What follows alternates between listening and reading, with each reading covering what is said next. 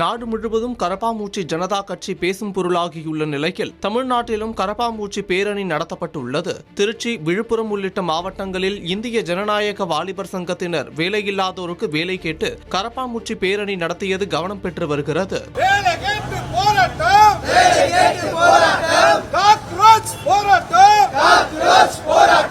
சமீபத்தில் இந்திய உச்சநீதிமன்றத்தின் தலைமை நீதிபதி சூரியகாந்த் வேலைவாய்ப்பற்ற சில இளைஞர்களை கரப்பாம்பூச்சிகள் மற்றும் ஒட்டுண்ணிகள் என்று ஒப்பிட்டு பேசியதாக ஒரு சர்ச்சை எழுந்தது. பின்னர் போலியான சட்ட பட்டங்களை பயன்படுத்துபவர்களை மட்டுமே அவ்வாறு குறிப்பிட்டதாக நீதிபதி விளக்கம் அளித்தார். இதனால் கோபமடைந்த சில இளைஞர்கள், எங்களை நீங்கள் கரப்பாம்பூச்சி என்று அழைத்தால் நாங்கள் அதையே எங்கள் அடையாளமாக மாற்றுகிறோம் என பிரகடனப்படுத்தினர். நாட்டின் ஆளும் வர்க்கம் மற்றும் அதிகார அமைப்புகளுக்கு எதிராக இளைஞர்கள் தங்களின் அதிருப்தியை வெளிப்படுத்தும் வகையில் சமூக வலைதளங்களில் கரப்பாம்பூச்சி ஜனதா கட்சி என்ற நையாண்டி வடிவில் அரசியல் பேசத் தொடங்கினார்கள். இத்தகைய இணைய பக்கங்கள் லட்சக்கணக்கானவர்கள் பின்தொடர கோடிக்கணக்கான பார்வையாளர்களை பெற தொடங்கின.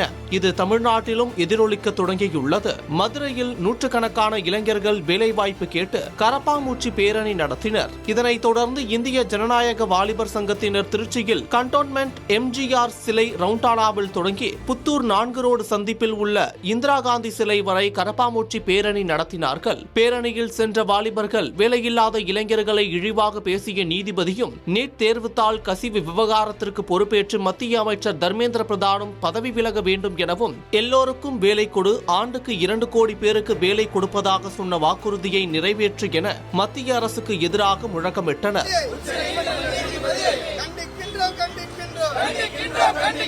விழுப்புரம் மாவட்ட நகராட்சி திடலிலும் இந்திய ஜனநாயக வாலிபர் சங்கத்தினர் கையெழுத்து இயக்கத்தினை தொடங்கினர். அப்போது இளைஞர்கள் பொதுமக்கள் பேனரில் கையெழுத்திட்டனர். வேலையில்லா இளைஞர்களை கரப்பாம்பூச்சி என விமர்சனம் செய்த தலைமை நீதிபதி ஏன் வேலை வாய்ப்புகளை உருவாக்காத அரசை கேள்வி கேட்கவில்லை என அவர்கள் முழக்கங்களை எழுப்பினர்.